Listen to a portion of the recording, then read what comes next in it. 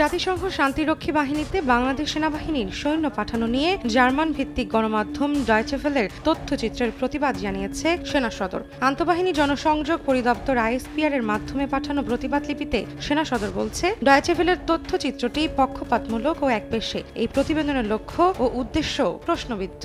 তথ্যচিত্রটি তৈরিতে Deutsche Welle সেনাবাহিনীর কোনো বক্তব্য নেয়নি বলেও উল্লেখ করা হয় প্রতিবাদ লিপিতে।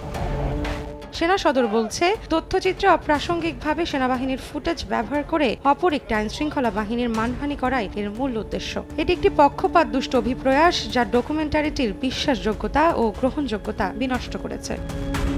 বাংলাদেশ সেনাবাহিনী শান্তিরক্ষী নির্বাচনের ক্ষেত্রে জাতিসংঘের কঠোর নির্বাচন যাচাইকরণ প্রক্রিয়া অনুসরণ করে, সবচেয়ে যোগ্য ও দক্ষ সদস্যদের মোতায়েন নিশ্চিত করে।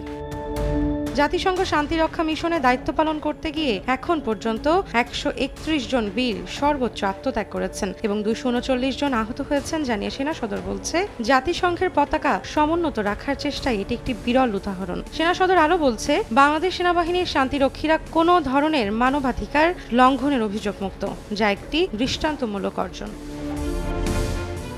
নগদে 500 টাকা বা তার বেশি পেমেন্টে পেতে পারেন ঢাকায় জমিসহ 20 কোটি টাকার পুরস্কার।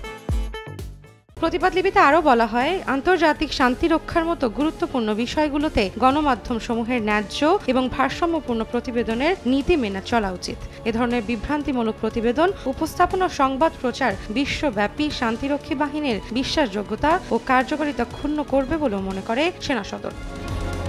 সম্প্রতি বাংলাদেশ সেনাবাহিনীকে নিয়ে 20 মিনিটের একটি তথ্যচিত্র প্রচার করেছে ডয়েচে ভেলে। এর প্রেক্ষিতে সেনা সদর এই প্রতিবাদ লিপি পাঠায়।